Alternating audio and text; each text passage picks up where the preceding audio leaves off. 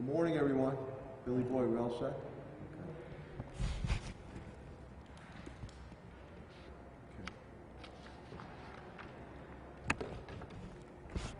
Just take my mask off.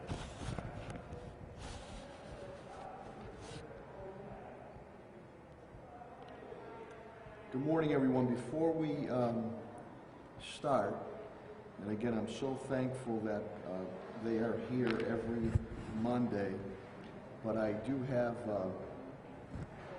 proclamation citations for our sign language individuals, young ladies who do a fantastic job. Yeah, surprise, surprise. So the first one, the City of Springfield, Massachusetts, mayoral citation honoring Joan Watman. I, Domenic J. Sarno, Mayor of the City of Springfield, do hereby confer upon you this citation in recognition of your dedication and service to the City of Springfield as an ASL deaf interpreter for our city's COVID-19 coronavirus situational update briefings. On behalf of the residents and the great city of Springfield, we wish to acknowledge and recognize your service to our community. Thank you and wish you continued success and good health. And I signed by myself, Domenic Sarno, and I wrote here that you've been great. Thank you so much. Good health and God bless. So Joan, that is for you. Can you walk?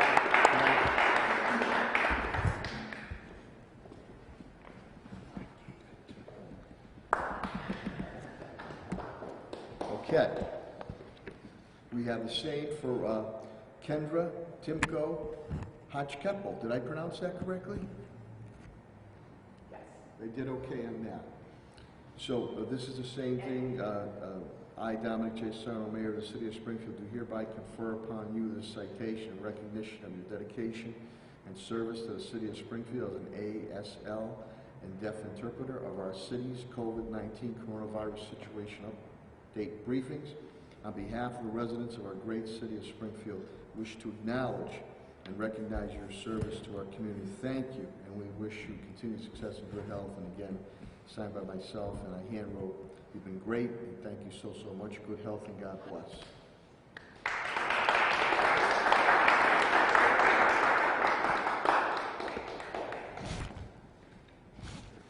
I didn't forget you. City of Springfield, Massachusetts, mayoral citation honoring Stephanie Clark.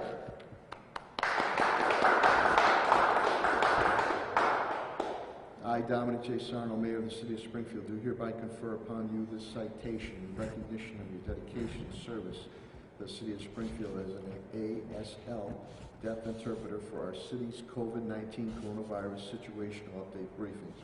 On behalf of the residents of our great City of Springfield, we wish to acknowledge and recognize your service to our community. Thank you and wish you continued success and good health. Signed by myself, Mayor Domenic J. Sarno. And again, I hand wrote here, you've been great. Thank you so much. Good health and God bless.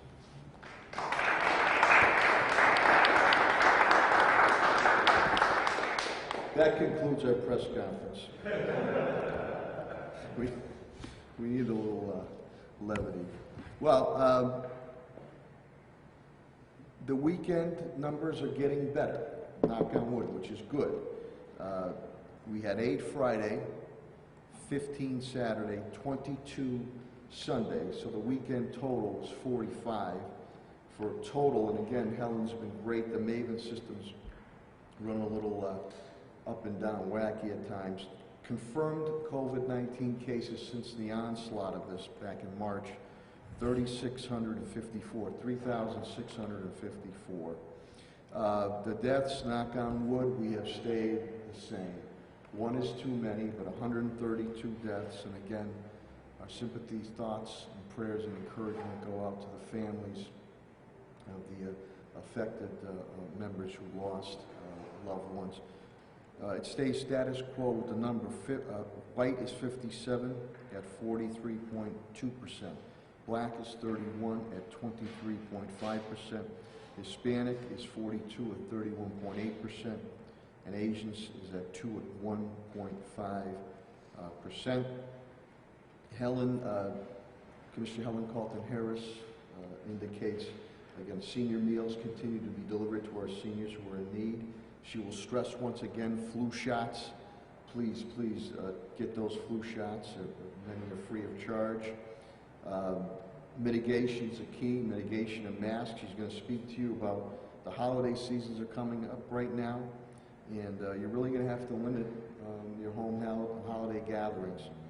The numbers continue to trend. She'll speak of that, and I believe Dr. Kerouac and Dr. Roos will speak of it too, but our numbers are showing 30 years and under, it's encompassing 39% of the positive COVID-19 tests. 31 to 50 years old, 37%.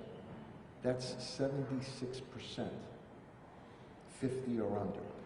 So the numbers have shifted drastically from the beginning of this COVID-19. So no one is, especially our young people, think they're invincible. They are not. Going back to the deaths, again, that stays status quo. 75 deaths have occurred residential. Long care facilities, 57.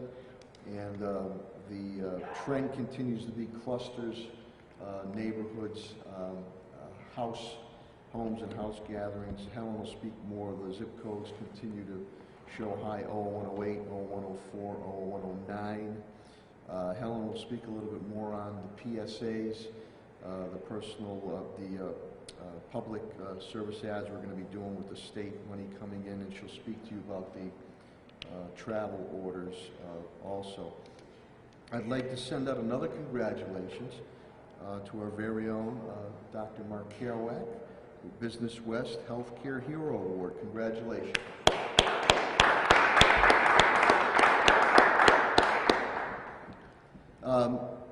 Helen will speak a little more, but again, Governor Baker has been fantastic, as has AMR, Stop the Spread. I don't believe all communities are taking advantage of it. We asked for it. We will be extending, and again, thank you to Governor Baker and Health and Human Services Secretary Mary Lou Sutters and Lieutenant Governor Polito. We will be extending, thanks to Governor Baker, extending the Stop the Spread testing to at least January 15th, 2021. And here's to 2020 in the rearview mirror into a much better 2021. So AMR will be the major, Patrick Leonardo, thank you, operations manager here, is going to be the major lead on that. So we're going to continue to extend that testing, and that's for asymptomatic.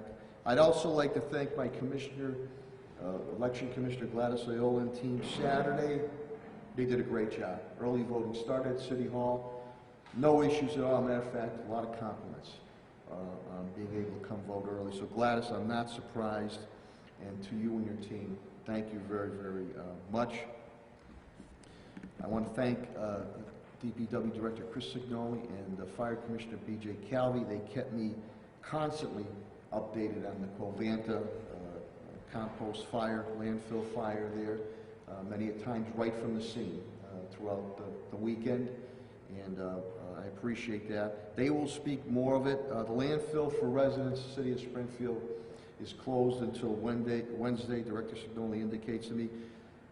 Your yard waste probably didn't get picked up Friday. We sent out. That is going to be picked up today.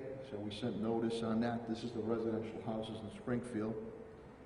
I want to let the people know that the Covanta officials will be in very shortly to sit down with me. DEP and the State Fire Marshal now become involved in the investigation.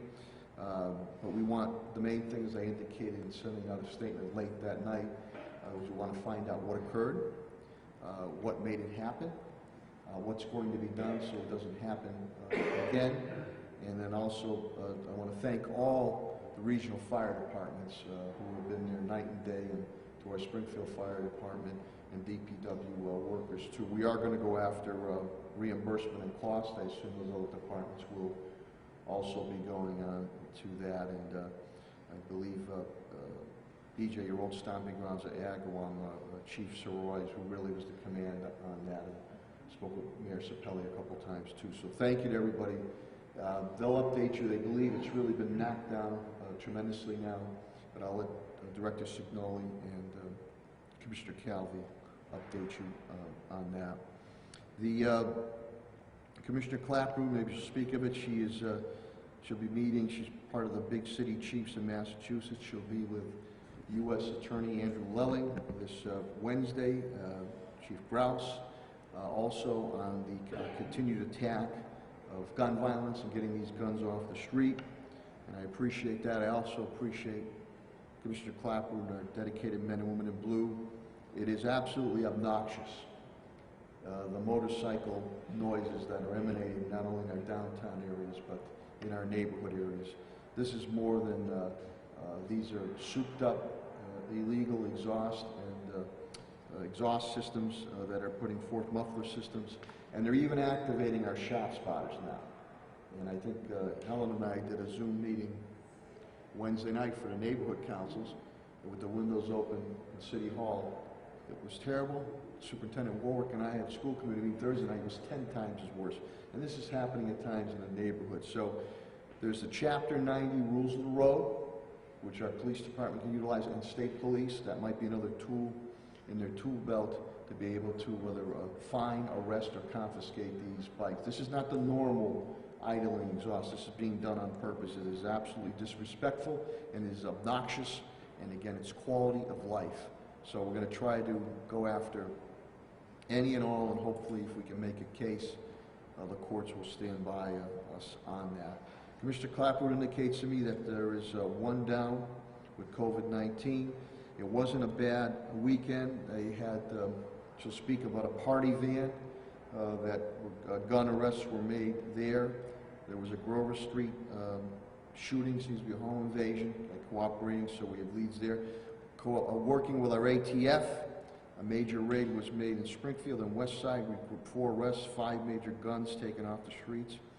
And as I said before, as we look to continue to diversify police services, whether internally or outside more with Commissioner Helen Carlton-Harris, Commissioner Clapwood has beefed up the mental health outreach.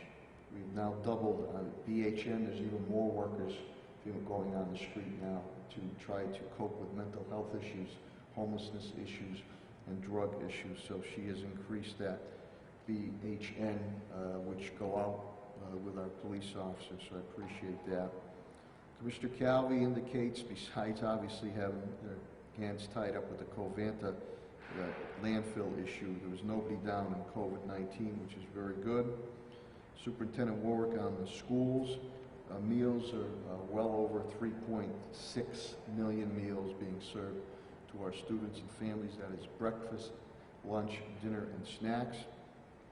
The Oasis Food Bank continues with John Foley and the Western Mass Food Bank at Central High School every Friday. About 3,500 families we help out there, meats and fruits, vegetables, milk.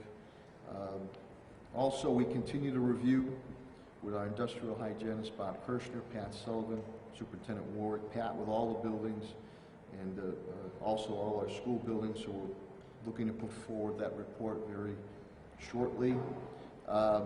Superintendent will speak to you. We have to pause our sports that are going on right now because of a COVID positive testing. We'll also report to you the remote teaching. The attendance with the student body is 92%, which is pretty good. They continue their recovery phase on a ransom attack. iPads continue to go out to our pre-K students. Facilities and Parks, Pat Sullivan.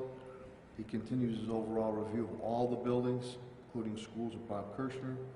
Sea Arena is still shut down as they do the cleaning. Once that's clarified, we'll try to get that back open, as we will with the school sports. We had a presentation made. I was part of that with Helen and Pat and others. UV lighting that we're looking on cleaning aspects. Presentation made Friday afternoon. Maybe one of the caveats we can move to. And non-COVID, again, we continue. We're the top school district in the Commonwealth when it comes to building new schools and rehabbing new schools. Over $600 million has been done. But with the MSBA now, I believe we're pursuing Sci-Tech and Talmadge for the new windows on that.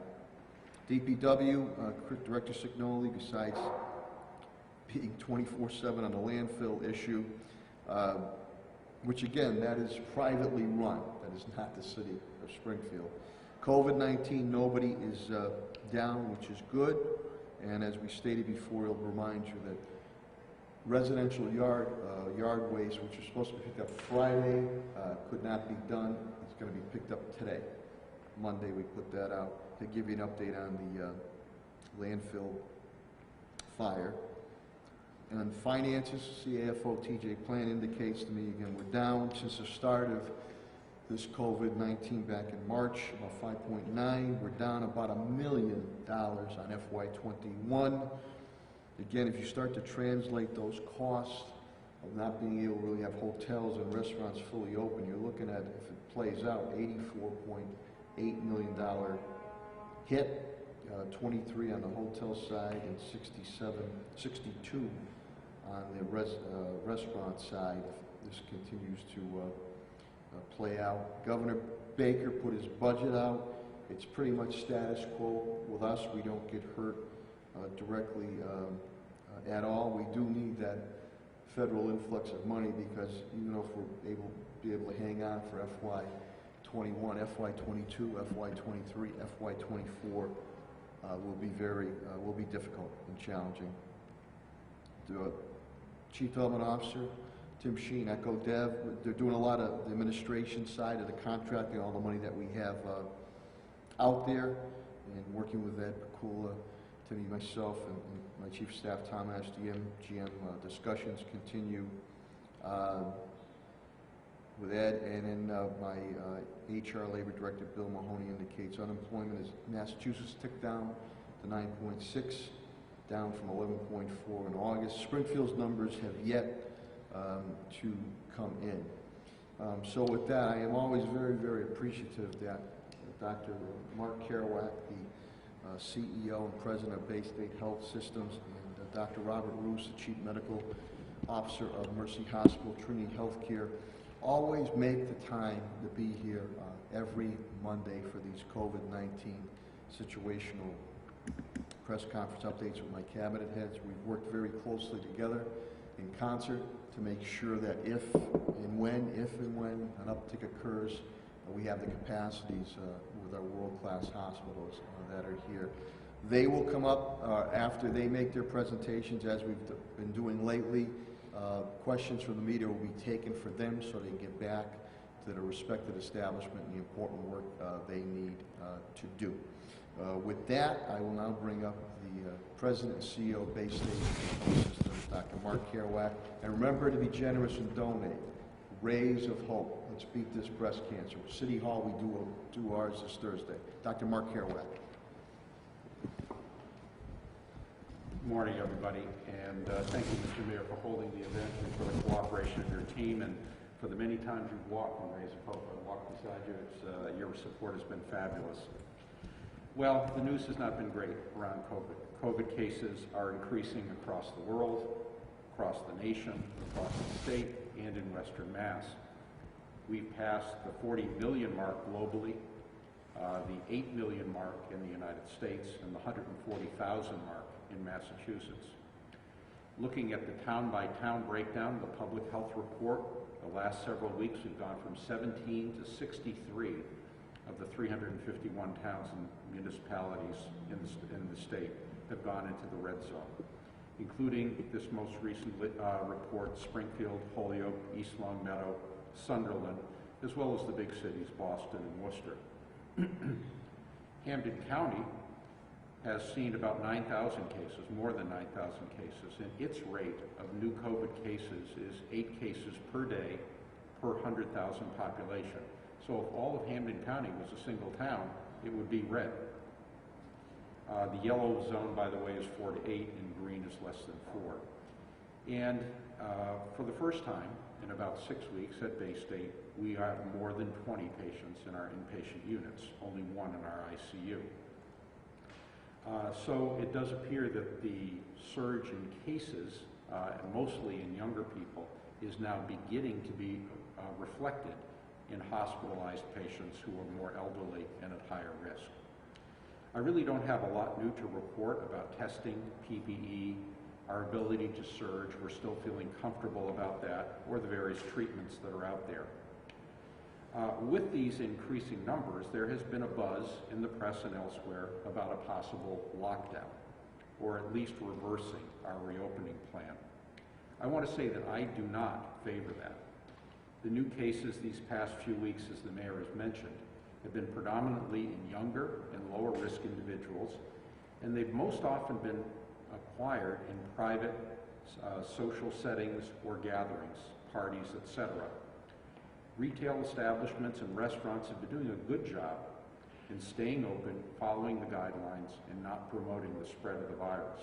So, shutting down retail if the spread is occurring in private gatherings doesn't make any sense at all to me, and in fact might make the situation worse.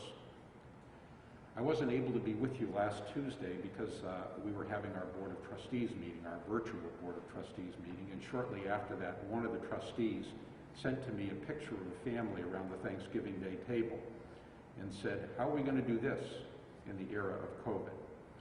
And it got me to thinking, how does one have a Halloween party or a Thanksgiving dinner without turning it into a super spreading event?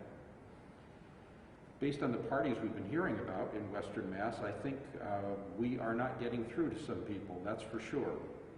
I think in a sense it may be like prohibition, where once you decided to take a pass on the guidance, you might as well go all the way. There have been a record number of complaints about private parties in Boston, and I know Mayor Walsh has been threatening to clamp down. It seems to me that a number of people have not been heeding the messages that Dr. Roos and I have been trying to get out there, so I wanted to try a different approach today, and I think for this I'm going to actually take my mask off because I'm trying to reach a different audience. Rather than saying what you shouldn't do in order to stay safe, I'm going to assume that many of you who are listening have decided to take the risk anyways of having a party or a gathering. And what could you do to lower your risk of its becoming a super spreader event? The key point here is that risk is not like an on-off switch. There is a middle ground between total lockdown and being a super spreader. You can make things safer instead of throwing caution to the winds. Think about it as if you were deciding to drive in a snowstorm. If you decided that you needed to go, that you needed to drive for whatever reason, there are some things that you could do to lower your risk. You probably wouldn't take a drink before going. You probably wouldn't text while you were driving. You'd slow down and you'd leave extra distance.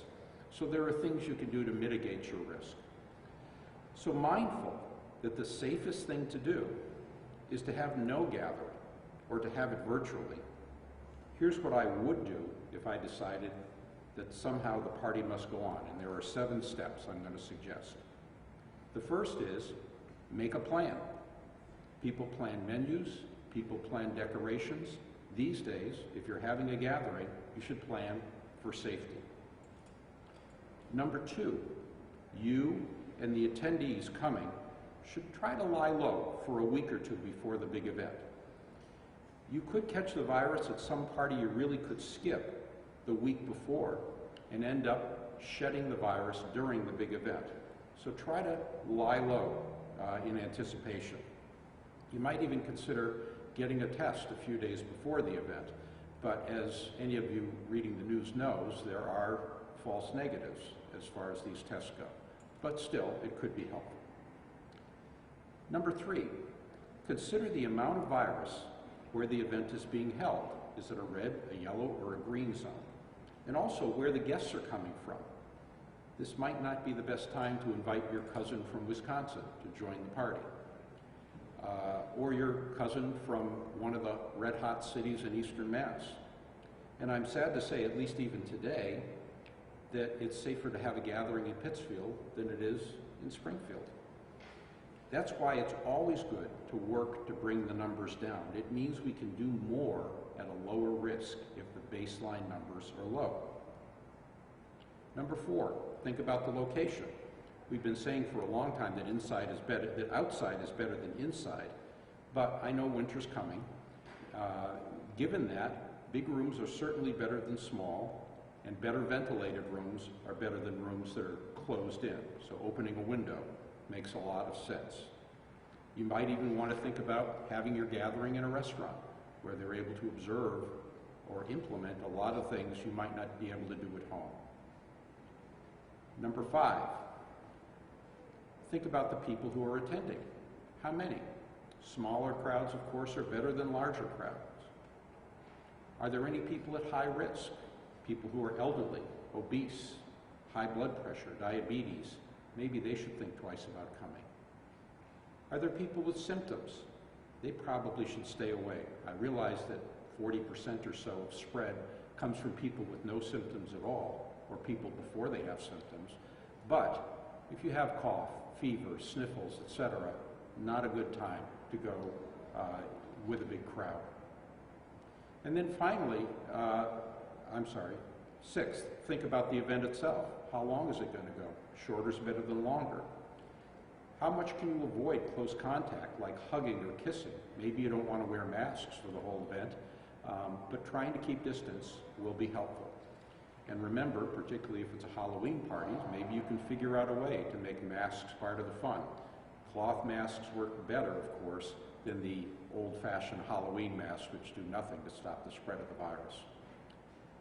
Loud talking and singing can spread the virus more effectively. In terms of serving food, a single server with plated offerings is much better than a buffet, and hopefully that server's washing their hands.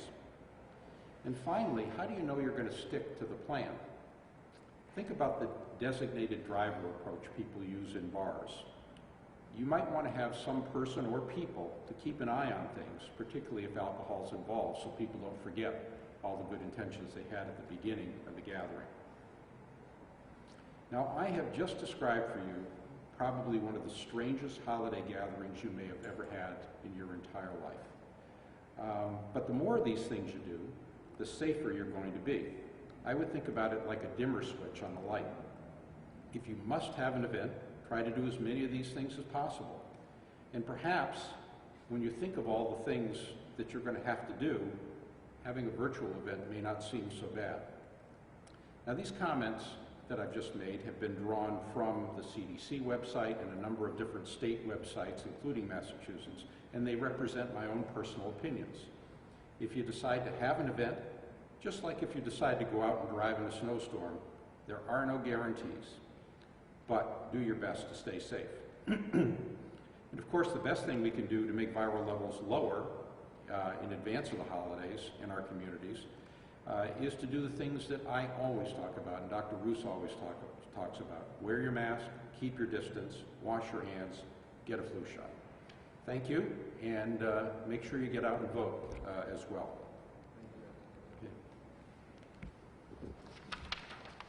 Thank you, Dr. Cheryl. Sound advice, okay?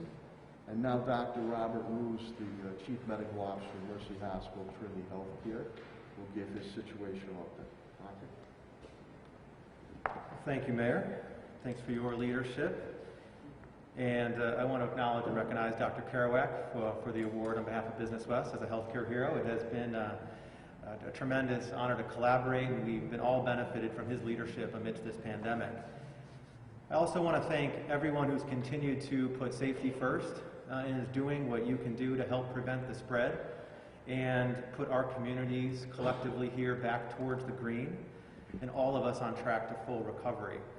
I could not agree more with the remarks that Dr. Kerouac just made, as we are yet again at a critical juncture with this pandemic. And it is the simple things that we can do, the masking, the physical distancing, and the quarantining when sick, as well as reducing our own individual risks, that has proven to be the pathway to better health, to better wealth within our community, and to getting back to normal. I also found the analogy to driving in a storm very apropos, and we don't confer before these press conferences, but we do think very similarly. The pandemic for us is really like driving that car on a highway in a storm with little visibility, not really knowing where your risks may lie when you go around a corner or you approach a light. Right now, for each of us, we are driving that car, and there is a yellow light that is blinking ahead. We only have so much time to make this decision. We only have so much time to decide what is right to do because the car is moving pretty quickly.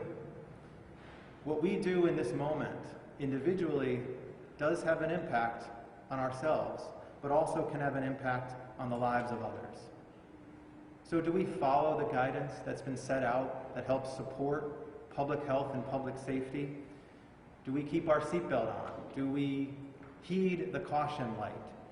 Do we wait to go through until you can see more clearly ahead? Or do we go through the light, despite the fact that we can't quite see if other cars are coming or if the road takes a sharp turn? You are driving this car. Each of us is driving this car. We have our hands on that wheel. None of us know the precise risk in that situation or in any situation. But we all recognize there is some level of risk. And there are some potential consequences in each decision that we make. And sometimes that decision is a split-second decision. There may have also been times when you've blown through that yellow light and nothing has happened, except that your heart may have raced a little bit, but you yourself may not have been hurt, your car was fine, and it was a near miss. But there could be other times, or perhaps there have been other times, when the outcome has been more tragic, when there's been a fender bender and your car hit the pole, or your car went off a cliff, or even worse yet, a 10-car pileup with multiple fatalities. As a society, we've decided, and by and large we all follow, that there's a common set of guidelines and actions that help us in those moments when we see that yellow blinking light. Help us all stay safe. We wear a seatbelt when we get in the car. We put our kids in safety seats. We follow the speed limit and we heed the traffic signs. We don't drive drunk, and we would prevent someone else who was drinking to do the same. And we slow down when we see danger ahead, or stop when a pedestrian's crossing. Sometimes we do these things very consciously and deliberately, like perhaps stopping the individual who's been drinking from driving, and other times we do them almost reflexively, like putting your seatbelt on when you get in the car. Rarely, if ever, in this day and age would we consider those things major disruptions to our normal life. And if we did, like stopping the drinking person from driving, we would do it for the greater good. And as a result, the number of people who have died from car crashes has dropped by 50% in the last 4 decades. Hundreds of thousands of lives are saved by those actions and others. Hundreds of thousands of lives have been saved. This is precisely the nature and the work of public health, where science can inform strategies to reduce the risk, like the steps that Dr. Kerouac just mentioned, that reduce the individual harm or risk with any given situation. And then we can take individual or collective action to do that. I mentioned last week that this pandemic has been like a roller coaster. The epidemiologic curve going up and down and higher again, up and down, and now we're on our 3rd wave of rising infections across the country. But we still have the basic public health approach and strategy at our disposal in order to prevent us from going further off the rails. We just have to heed that yellow caution light. At Mercy, we've seen slightly higher numbers of hospitalized patients over the past few weeks and higher numbers of positive tests. As of this morning, we have 3 hospitalized patients with 1 in the ICU, but we had as many as 6 on one day last week. And our test positivity rate has climbed from 1% up to 2.2% last week. Dr. Kerouac mentioned the trends across the Commonwealth. We've seen hospitalized patients go from 300 to 500, leveling out a little bit in the past week, largely due to shorter stays in the hospital. And while the overall test positivity rate has stayed at 1.2%, the percentage of people that have been tested has been between 4 and 5% over the last week. And there's now more than 63 communities in the red zone. And as we approach the winter, it's only getting colder, which means that more people are going to be indoors, confronted with the decisions regarding the holidays, in close contact with others, and potentially at risk for further community spread.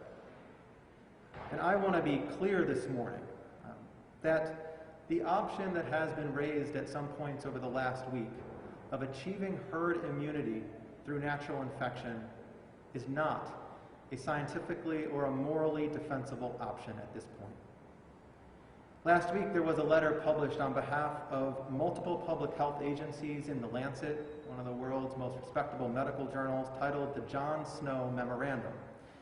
And there was an op-ed in the Washington Post from Dr. Tom Frieden, former director of the CDC. Both were very clear to state that this is no place and we are in no position to rely on herd immunity through natural infection alone. There could be as many as another 500,000 deaths if that were the pathway that were chosen. We have too long to go, and there's too much at stake.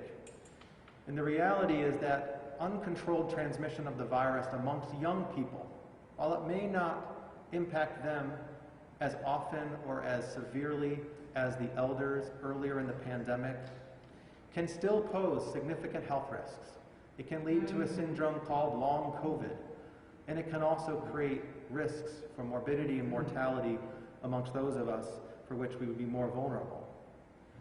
Additionally, the impact on the healthcare system and all of the workforce could be devastating.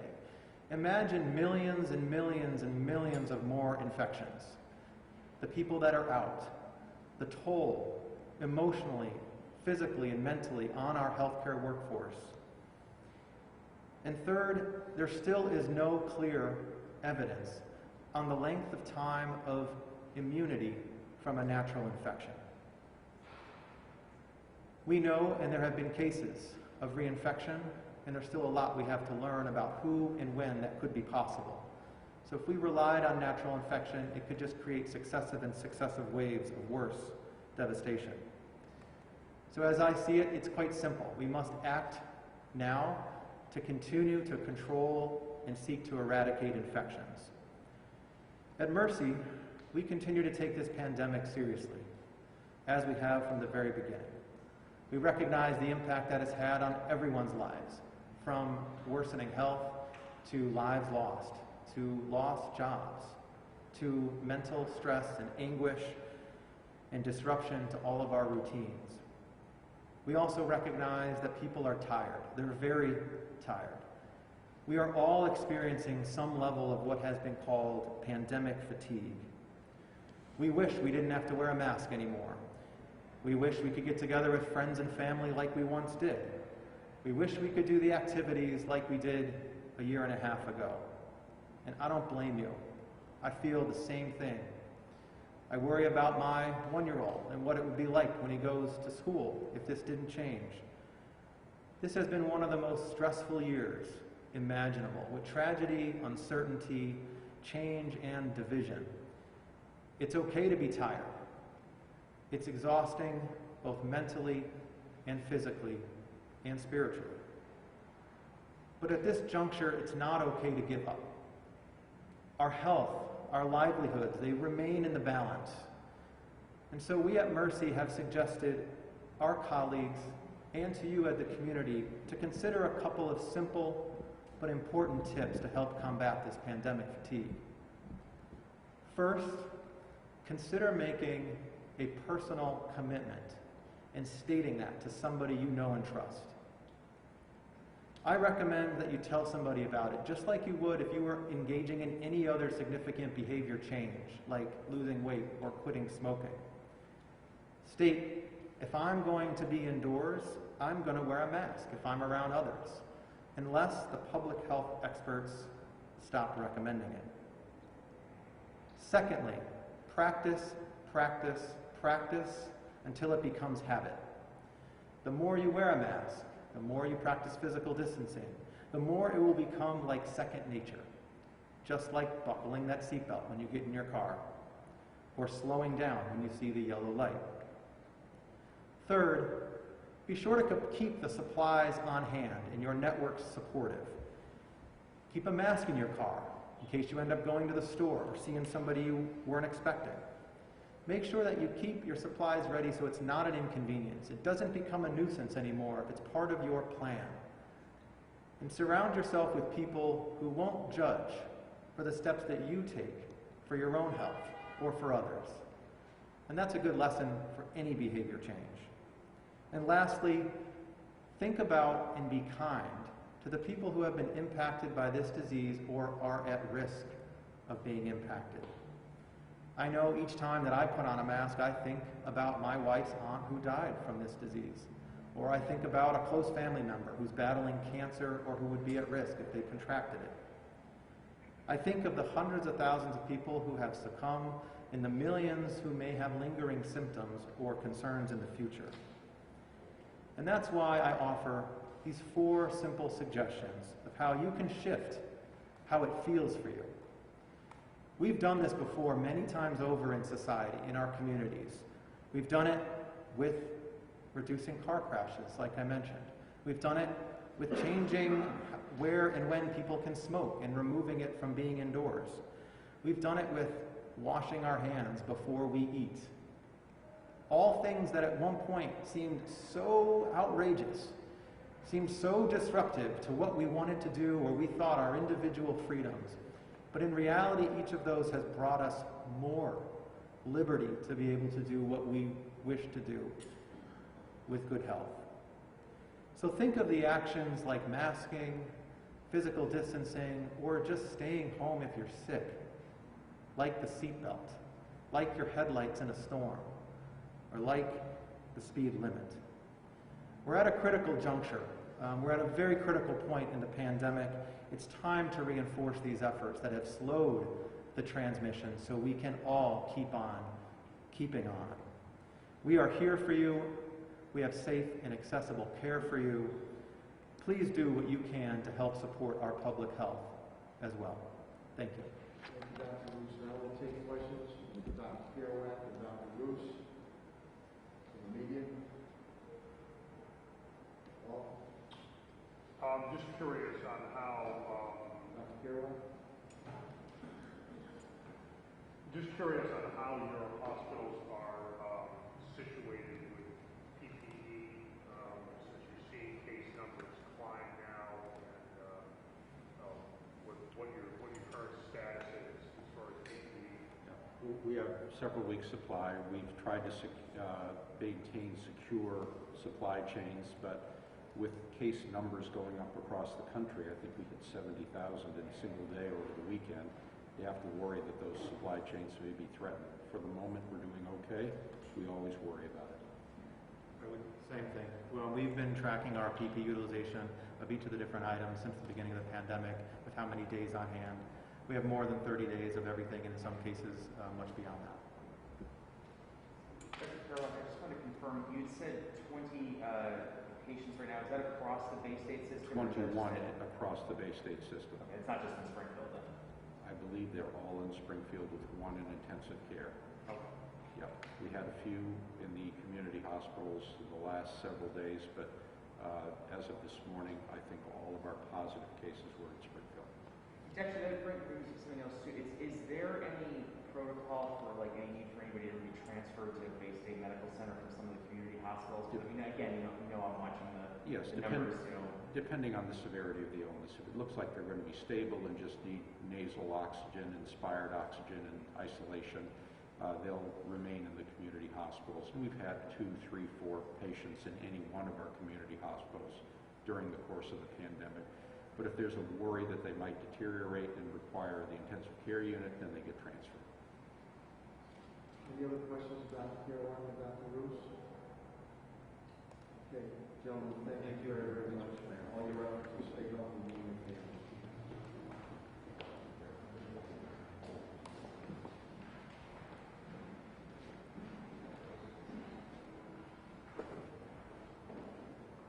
Now I will bring up the Commissioner of Health and Human Services for the City of Springfield, my or our Dr. Anthony Fauci.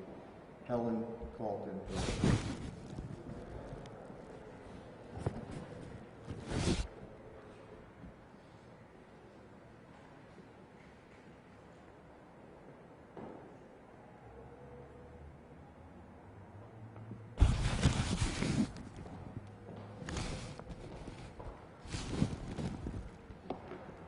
Let me start by thanking you, as always, Mayor Sarno, and I know you don't want thanks, but you deserve it.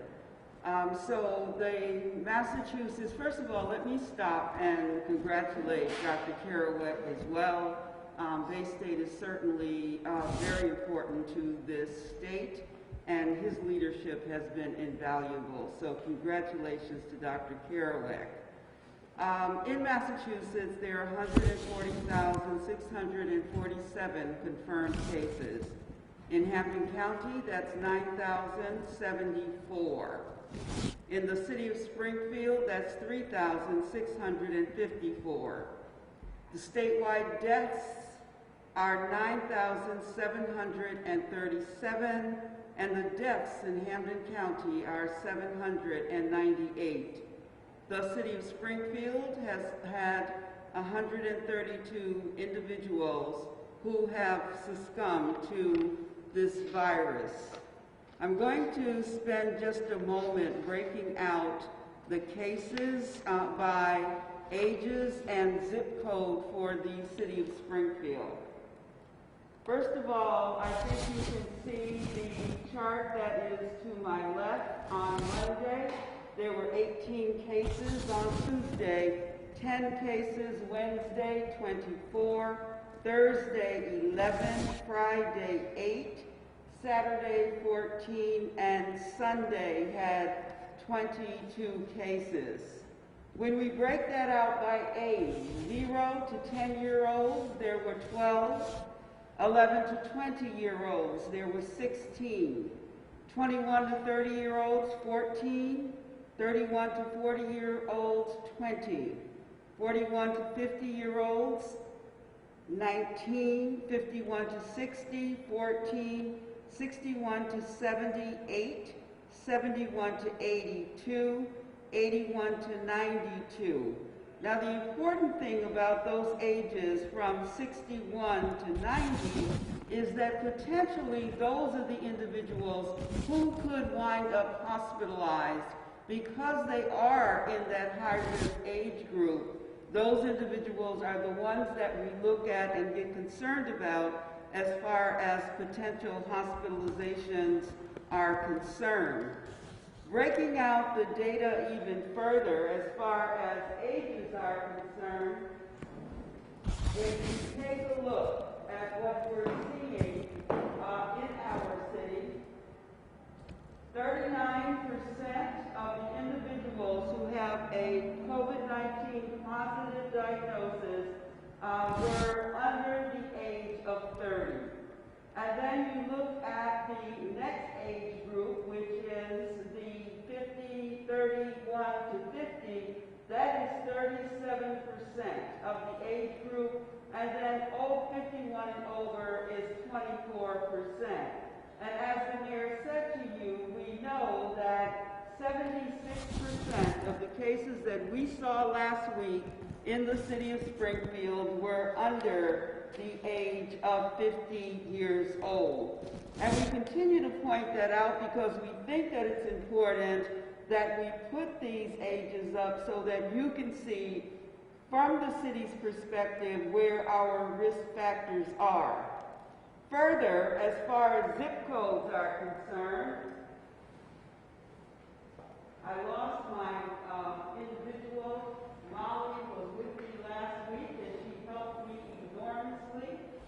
And so, when we look at zip codes, we can start with 01101, 2 cases. There were none in 01103. 01104 had 19 cases. 01105, 9 cases. 01107, 7. 01108, 22. 01109, 24. 01118, 3. 01109, 11. 01128, 5. 01129, 3, and 01151, 2. Those are important because if you're looking at this and you recognize your zip code, then I would ask that you consider the impact on your neighborhood and on your town.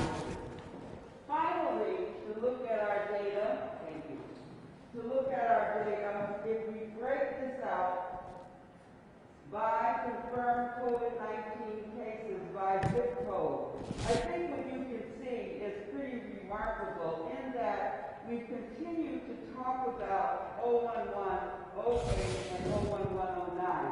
But look at it again. 01108 is 21% of the cases, 01109, 22% of the cases, and 01104 is 18% of the cases. 01103 had 0 cases, 2%. And 01101, 01151, 2%, 01129, 3%, 01128, 5%, 01119, 10%, 01118, 3%, 01107, 6%, and 01105, 8%. And so, in looking at those ages, I think what's important for the ages for me to point out, that 0 to 10-year-old includes 5-year-olds, 2-year-olds, 1-year-olds, 3-year-olds, and children who are younger than 1 year old, which is important to acknowledge. In that 11 to 20-year-old, we've got 17-year-olds, 13-year-olds, 18-year-olds, 19-year-olds, and 20-year-olds. So younger ages, more individuals coming in at risk who are younger, and the majority of the cases that we're seeing in the city of Springfield are under the age of 50. The data is telling us, once again, we have work to do in those age groups, and I would ask those individuals who are under the age of 50, please see yourself in this data. Understand that this virus is impacting everyone, and it is particularly impacting individuals under the age of 50. Our concern really is, as the doctors have noted, using the science. We understand that individuals are going to shed this virus, particularly younger people as well, and then it follows that individuals in our lives who are older could be impacting, and we're seeing that as well. If we're going to stop the spread, and you've heard the car analogy, which is an important one from both of our physicians, it is important that we really do understand we are at a critical juncture, not only in Massachusetts, but across the nation. We continue to contact trace. If you do get a call from one of our contact tracers, please make sure that you are being as upfront as you can as far as who you have been in contact with. Isolation is what we do with individuals who are COVID positive. Quarantine is what we do with individuals who have been in contact with someone who is COVID positive. Please adhere to the recommendations of the contact tracing and those public health experts. Stop the Spread will remain in place until January the 15th. AFC Urgent Care is still doing testing Monday through Friday, 11 to 7, and Saturday and Sunday, 10 to 4. AMR is doing an amazing job. Overall, they've tested 20,162 individuals. Of that, 8,261 were Springfield residents, and 717 of those were positive who were Springfield residents. They will be at Eastville Mall daily, Cottage Street from 9 to 4, and that is by appointment. Bay State Medical is doing testing, and they are doing it at their Carew Street. You can go to their website. That is by appointment. Travel orders. 4 states have been added: California, Hawaii, New Jersey, Washington State, Washington State. They joined Connecticut, Washington, D.C., Maine, New Hampshire, New York, and Vermont. If you have relatives coming from any other state other than the ones that I named, they need to have a negative test, or they need to quarantine for 14 days. We are seeing a lot of license plates in the city of Springfield from individuals who are from states that are not exempt, and we would ask, if you do have relatives visiting, please keep yourself and your family safe and understand the risk that's involved. I'm going to spend a minute with Halloween because it's coming up quickly. We have not permitted door-to-door trick-or-treating in the city of Springfield. So we are asking our residents to adhere to what we are asking you to do.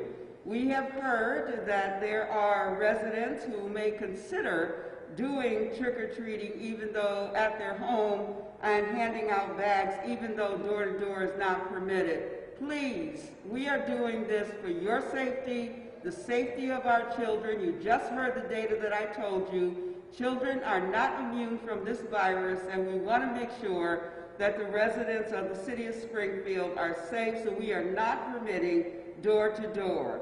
We are not recommending trick-or-treating events where children go from car to car. We are not recommending gatherings or parties with non-household members, and we are not recommending carnivals, festivals, live entertainment, and house attractions that you may visit. And we're doing that because we know that we do not want people in close proximity outdoors. It is important, any event that you do, that you continue to practice social distancing, hand washing, and face coverings. We encourage online parties, car parades that comply with public health, drive-by events where individuals can dress up and decorate their vehicles, and drive-by judges. We are permitting drive-through events where individuals remain in their vehicles and drive through Halloween displays and get a treat bag. We appreciate you limiting your packaging to non-perishable treats, and so we want to, again, just encourage you to do things for Halloween that are safe. We want our children to enjoy Halloween. We are not trying to be punitive. We have to remember we are in the middle of a very serious pandemic. Thanksgiving will change as well, as been noted. Thanksgiving is my favorite holiday of the year. I love getting together with my family. Usually there are about 35 to 40 people at my house on Thanksgiving. That's the one holiday I so enjoy. My family comes from across the country to join us for Thanksgiving. That will not happen this year. And it will not happen this year, and it really is very difficult not to have my family around, but this is not the year where we can all feel safe gathering together. One more thing let me say about Halloween. If you are having on a mask as a part of your costume, that is not sufficient to stop the spread of the virus. Please put a mask on underneath your costume mask to make sure that you are definitely safe. We are continuing to do our flu clinics. We did one at St. Catherine's, one at the Ray Jordan Center, and we are scheduling others. We had a call with DPH. They are going to help us with neighborhood ambassadors, PSAs, and we'll continue to meet with the neighborhood councils. It's important to acknowledge that in those neighborhoods that I pointed out, those zip codes 01108, 01109, we will have neighborhood ambassadors with materials and tables that will be outdoors, where we'll be doing outreach to make sure we're getting appropriate information to you. The COVID-19 Cold Weather Task Force continues to meet, and we will do that throughout this season. The social distancing, washing your hands, face covering. Remember, our health is physical, spiritual, mental, and emotional. We're doing everything we can as a city to keep our residents safe. We try to communicate risk communication strategies, telling you the risks of your neighborhood and of your age group. That is why I put these charts up, so you can see yourself and understand that everyone in our city is impacted by this virus. And again, we ask you very humbly to care about yourself, care about others, and make sure you are keeping safe. Our overall goal is population-based. We want to keep our entire city safe. We are doing this because we care deeply And we're also doing it because we are following the science and we are following prudent public health strategies. Thank you.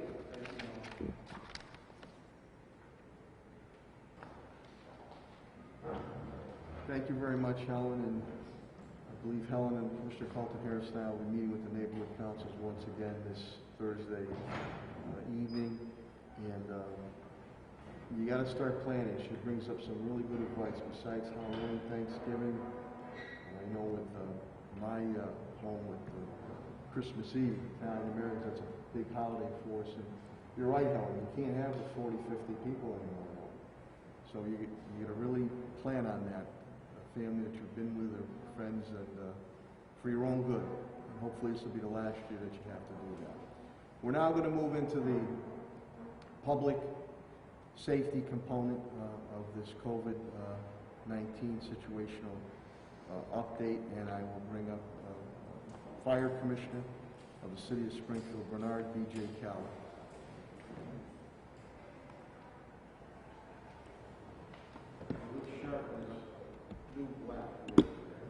Thank you. Good morning, everybody. Thank you, Mayor. On the COVID front, we have no one currently out with the fire department with COVID-related illnesses, so that's a positive, and a huge shout out to the whole rank and file of the fire department for the hard work they're continuing to do. On the Bondi's Island front, I was in contact with the Agawam chief this morning. They're wrapping up operations over there and picking up all the hose, getting everything back in service over there this morning. The fire is under investigation from the State Fire Marshal's office, and hopefully we'll have more on that in the future. But as of now, the fire is basically out, and everything is in pickup and recovery mode over there. I have nothing else this week, so everybody have a great week. Thank you. Thank you very much, Mr. Calvi. On the police front, we will now have the Springfield Police Commissioner, Cheryl Clapper. Thank you, Mayor. Good morning, everyone. As the mayor stated, I only have one officer down with COVID at this time. The academy is moving along very well. Last week, successful first week. No one is out. They're into their second week. Unfortunately, it's 26 weeks. It's a long academy, so my fingers are crossed it keeps going the same way.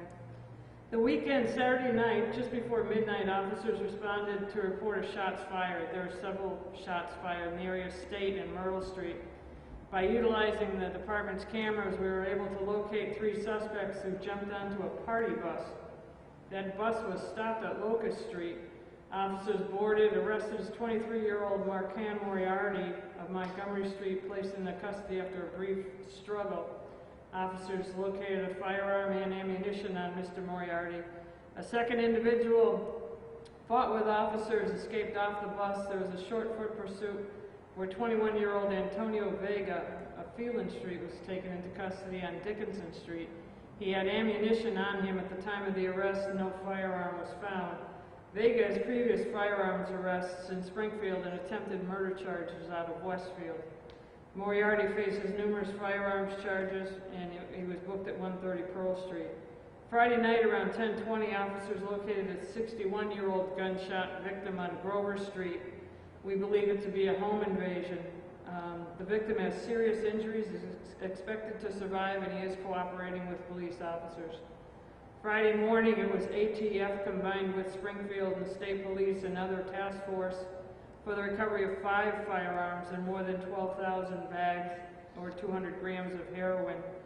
Search warrants simultaneously served Irving Street in West Springfield, Liberty Street in Springfield, led to 4 arrests. The SPD Narcotics Unit, Emergency Services Unit, and an ATF task force officer took place in those execution of the warrants. As the mayor stated, the mental health calls are seeing a rise and a spike. And as the doctors noted, as far as a pandemic exhaustion and feeling tired, those of us with support around us, just imagine if you don't have that support, how you're starting to feel and starting to wear. I think on the mental health on a lot of people who don't have a support system, we added 2 more BHN workers. It has been a successful operation where BHN goes out with the Springfield Police Department officers. so that we have a little bit more tools, if you will, on the tool belt as far as where to place these people and how to help them and how to understand them and try to fix what's going on in their world. So it's been a successful program.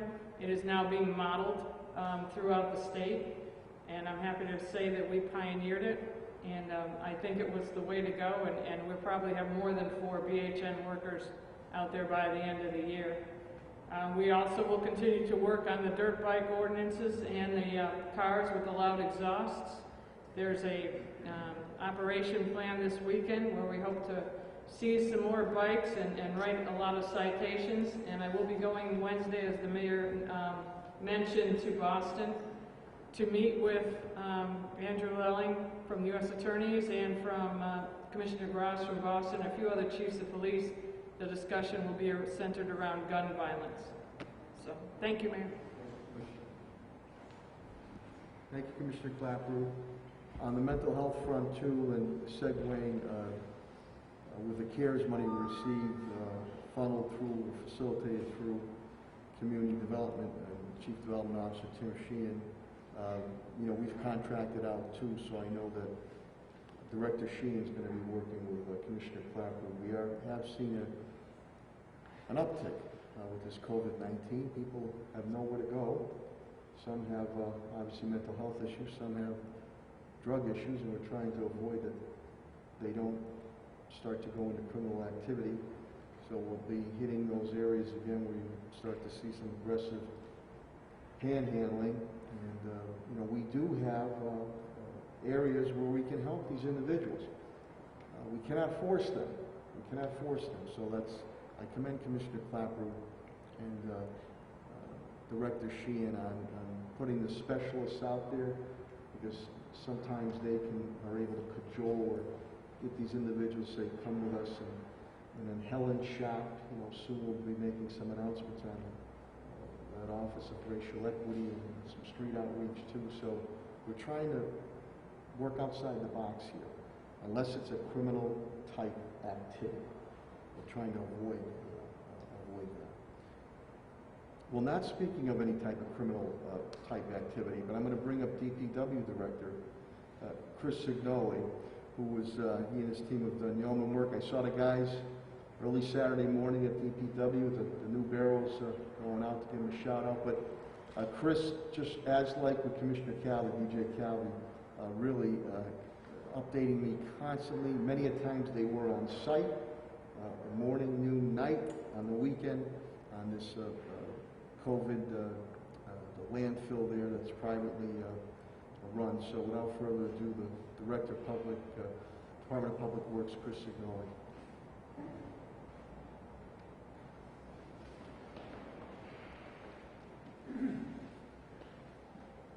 Mayor, thank you. With regard to DPW, we have no employees out with COVID. With regard to the landfill will remain closed through Wednesday with regard to residential drop-off.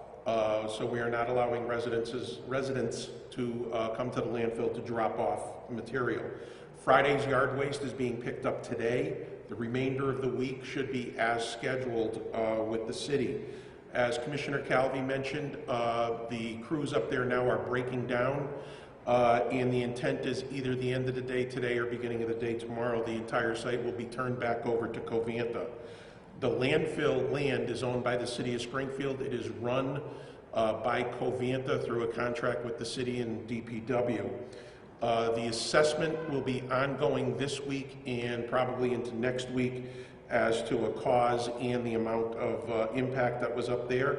And all of our other construction activities in the city are ongoing at this point, and will probably continue for another month or so until the colder weather starts. Be happy to answer questions at the end with regard to specific issues at the landfill. As the mayor mentioned, we will be meeting this week, later this week, with Covanta to go over issues at the landfill and a plan moving forward. That is it with regard to DPW. Thank you. Thank you, Director Signoli. Yeah, and construction is going very well. I was by the Central Street corridor Saturday, and that's coming along. That's going to be a great traffic reconfiguration, but there's construction infrastructure that we have going on throughout the city. And and now on the school front, Superintendent Dan Warwick and his team have done a tremendous job under these trying situations. He will give you an update pertaining to our school system. The Superintendent of Springfield Public Schools, Dan Warwick.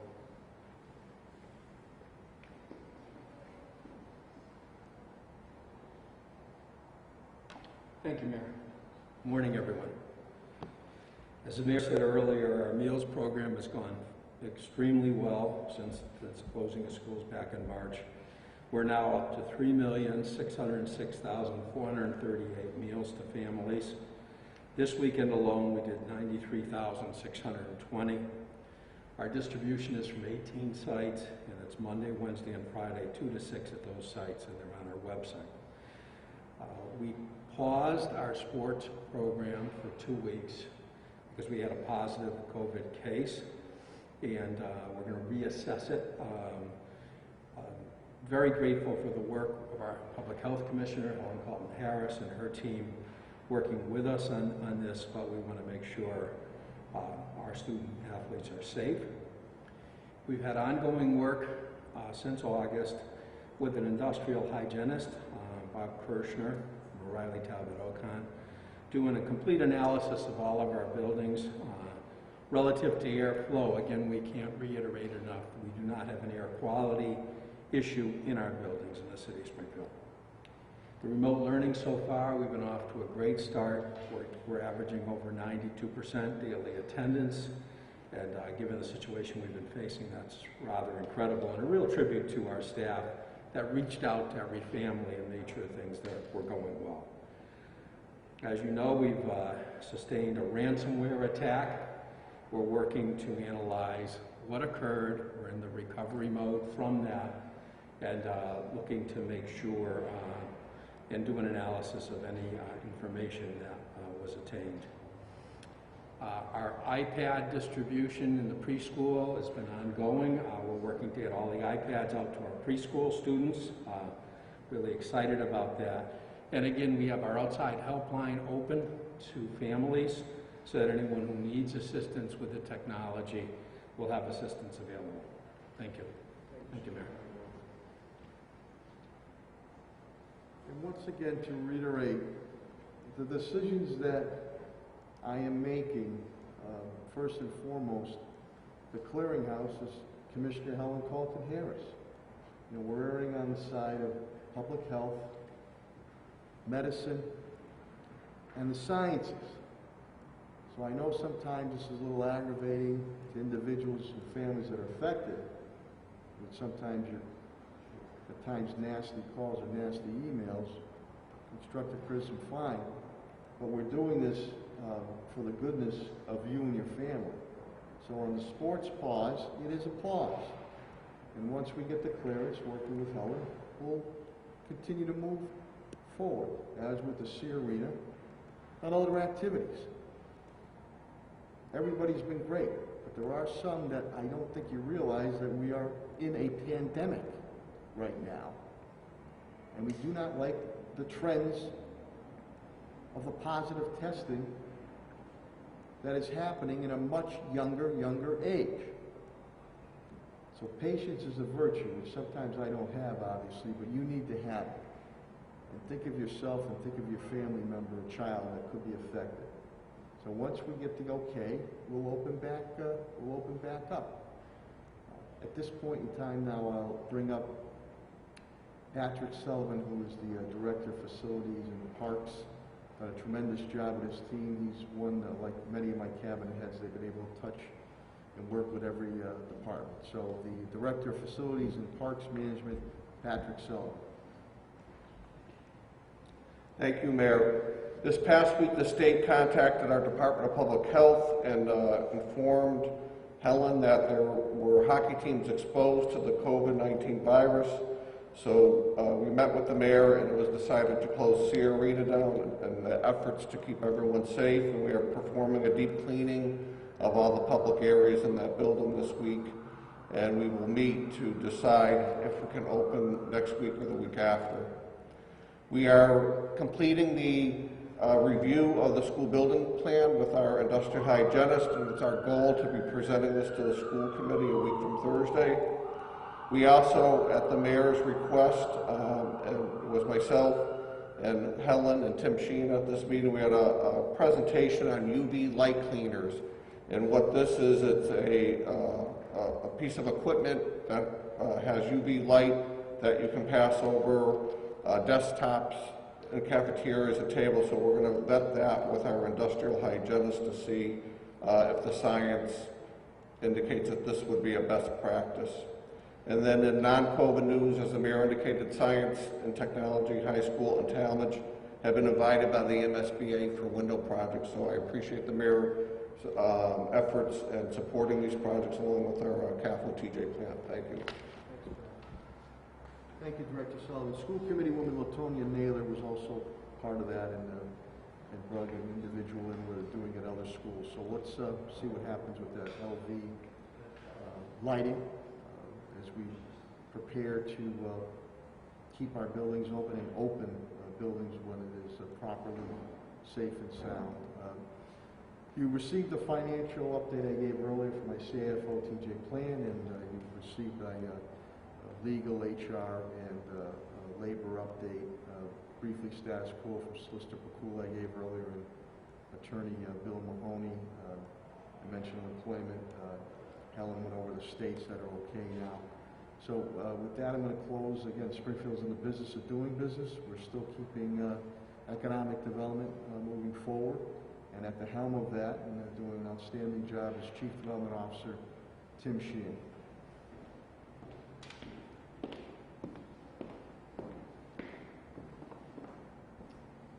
Thank you, Mayor. As the Mayor indicated, there's a sense that there's a bit of an uptick in the Springfield's homeless population.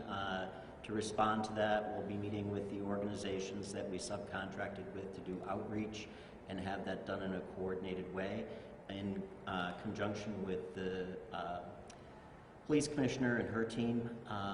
And also, we've been advancing all of the contracting and the payments for the assistance that we've put out to date, and I want to thank the Community Development Department for processing all that information and getting checks out as quickly as possible. Finally, it's my understanding that the Senate will be taking up a relief package this week. We remain hopeful that that relief package will be in alignment with what came out of the House of Representatives.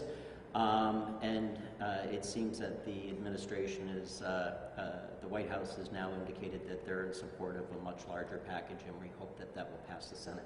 Thank you, Mayor. Thank you, Director Sheehan. Thanks, Director Sheehan. Over the weekend, I did have conversations with Congressman Neal, Chairman Neal Ritchie. Saturday morning, we spoke, and again, they're holding steadfast that they want to get a package in, and you know, an amount that's going to tackle all the issues that we face federally, state, and local. So I appreciate Congressman Neal, Chairman Neal's efforts. As Director Sheehan indicated, maybe hopefully a number can be reached that hits all the categories that will be very helpful to the city of Springfield. So appreciate Richie's continued efforts. With that, we will open it up to any questions or comments you might have, my cabinet heads or myself. Paul? Mayor, as Dr. Kerouac mentioned, Mayor Walsh in Boston last week indicated that the city's going to be looking to crack down on house parties, potentially fining both landlords and tenants if they can work out the proper legal authority to do that. What are you seeing in terms of that issue in the city of Springfield? Is house parties and that sort of thing driving some of this increase that we're seeing in cases? What we have seen is, as Helen indicated, there's an uptick of people getting together in homes. What we will do, as we've done with other issues, if we have the hotline and obviously the police line, if something is to seem to be getting out of control or is just too much, besides educating, then we would go with health and police if necessary. I don't think we've seen what Mayor Walsh has seen up in Boston. His numbers have really knock on wood, exploded up there, and he's had it. So, but Helen is constantly visiting, out visiting businesses, and police are out there also. If a call comes, that's another thing when we're speaking to our neighborhood councils. We've told them that too, about to be cognizant if on house parties that are just not being done properly or getting out of control. So we've been successful in educating. We are not afraid. If we have to come down with the hammer, then we will in the name of public health. I mean, this is a pandemic. Helen and the health department have enormous powers. It gives me the opportunity for enormous powers to use if we have to use them. I don't know if Helen or Commissioner Clapper wants to comment on that. So that's where we're at. Mr. Mayor? Yes. I was curious, so recently I was at an establishment, a restaurant in Springfield itself, and it said that the cap on people at the table was still 6. Yes. I don't know if that had been previously announced. Has there been any other, maybe not fully ratcheting up to available reopenings? I know we can't do some of them because of our status in the state, but some of those things were discretionary despite being in the red zone, so I wasn't sure if there was anything. Yeah, I'll let Helen go too. I'm happy, Matt, that maybe a week or 5 days that the numbers have started to tick down again, which is good, because we had that 2-week period that really shot up. So then we put a pause to stay on phase 3, step 1 on it. But if the numbers continue, hopefully to trend down, then maybe we can look at that. Anything that you've seen on certain things, if there's a question, we've had meetings with Helen, myself, and the licensing people about what can be done. If there's a complaint that comes in, we do review it, and we do go take a look at it. Sometimes it's so, sometimes it's not. We're trying that balancing act of being able to keep public health going, but also being able to continue to prop up our economic development, keep our businesses going too. But I think the big thing here, and I'm going to bring Helen up, is it's almost going to be done on parallel tracks, because if you can't, and we will, knock down this COVID-19, you're not going to have the full business confidence, public confidence, nor consumer confidence on it. But Helen, and I'll bring Helen up, she's indicated a lot of the increase we receive is not coming from establishments. Dr. Kerouac mentioned it too. Whether it's restaurants or stores, they seem to be following the guidelines of these house parties. But I don't know if Helen wants to comment on it. And just in that same vein, I know that southeastern Connecticut is experiencing something of an increase as well, and they weren't hit as hard in the initial wave as we weren't hit as initially hard. One of the things they were seeing down there is an increase in cases of people in break rooms, in workplaces, a little bit of people traveling in the same cars together. I wasn't sure if we were seeing any of that in Springfield. I know some establishments have, let's just say, car establishments or repair establishments. I understand now that there are those, break room or waiting rooms, some of them bottom are not open. You can wait, but outside you can wait in the showroom on that. I have not heard of any major upticks that are occurring. When people are practicing that, again, about the social distancing and wearing the masks and the hand washing. Commissioner Clapper, we talked about today, always being prepared for any type of intel that, she still has, we were running one-man or one-woman cars. Now we're 2, and we got to be cognizant of that. If there's an expansion of that, if there's an uptick, are you going to do that? But we haven't, I'm not aware of it. Helen will get a lot of if there's an uptick that really shows a red flag, she lets me know. We're not aware. But I know a lot of businesses are now, they don't have the waiting room areas. Some of them, the break room areas there, well, the weather holds. You can see that some people, they put tables outside for their workers. So I don't know if we're experiencing a huge uptick on that, but we have to be cognizant of it. What would your message be, Mayor, to people who may still be planning to do some form of Halloween event? Well, don't do it. You don't do the door-to-door. You could see a lot of surrounding, we were the first out of the block, you could see a lot of surrounding areas, and I said, oh, do you know what? Right, don't do the door-to-door trick-or-treat. I mean, again, why would you want to put yourself or your family in harm's way? You're seeing that the trend is lower in ages now contracting this COVID-19. You might be going, we share it with our first responders, you could be going to a house that has COVID-19 or somebody who's contracted that. So they should not do that. We have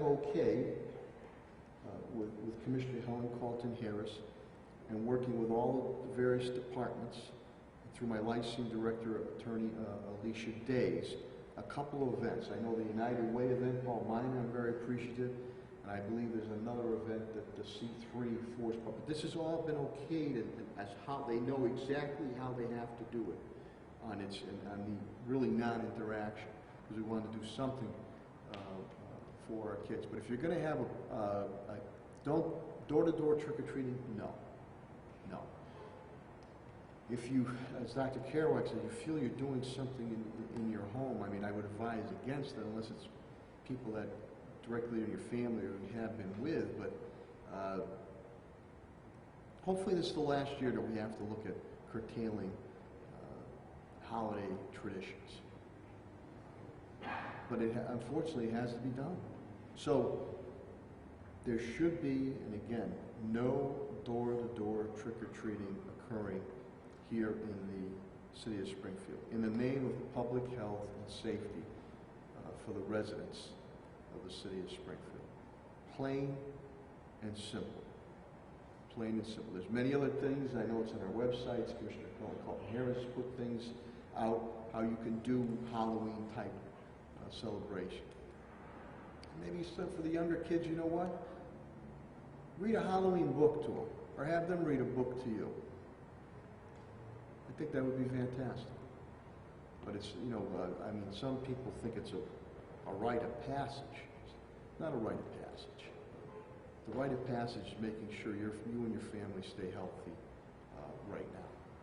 And that's what we're going to continue to do. And we will defeat this COVID-19.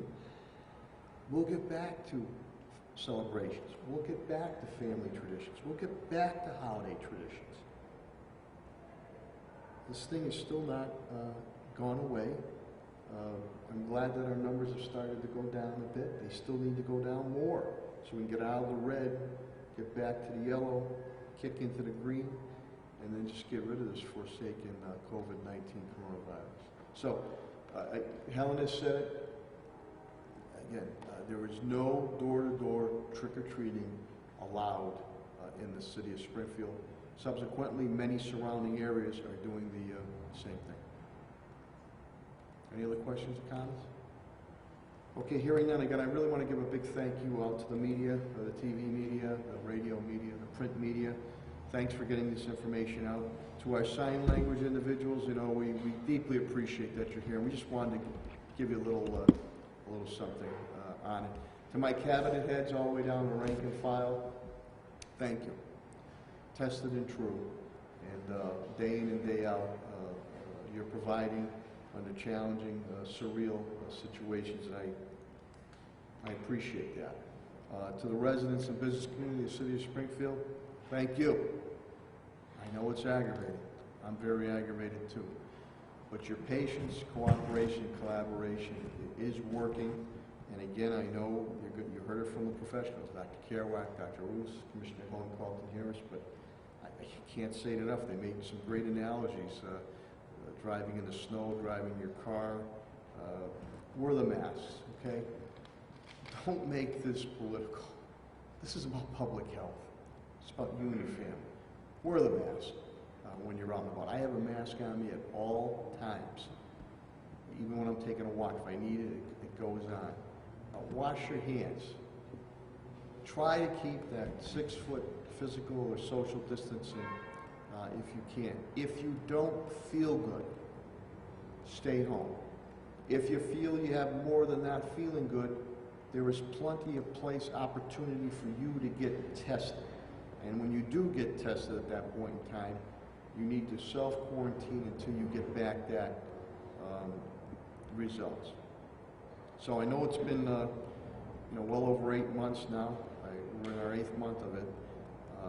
But we need this continued cooperation and collaboration moving forward. I know we're hopeful of a vaccine coming about this coming quarter, but in the meantime, as I said before, I think the fashion statement is going to be masks. And for, again, the holiday season, I know it's a special time for each and every one of us, but you're really going to have to curtail what you're going to do and who you're going to have over, for this upcoming year.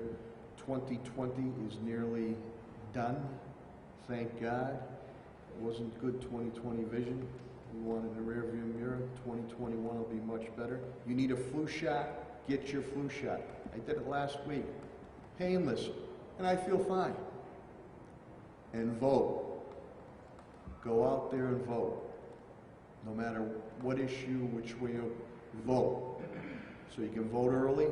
City Hall, we're doing it, and our polls will be open. They were safe and sound. I always go to the polls. So flu shots, vote, adhere to the public health and safety guidelines. With that, good health and God bless, and go out and have a great day. Thank you very much. Thank you, Mayor. Thanks.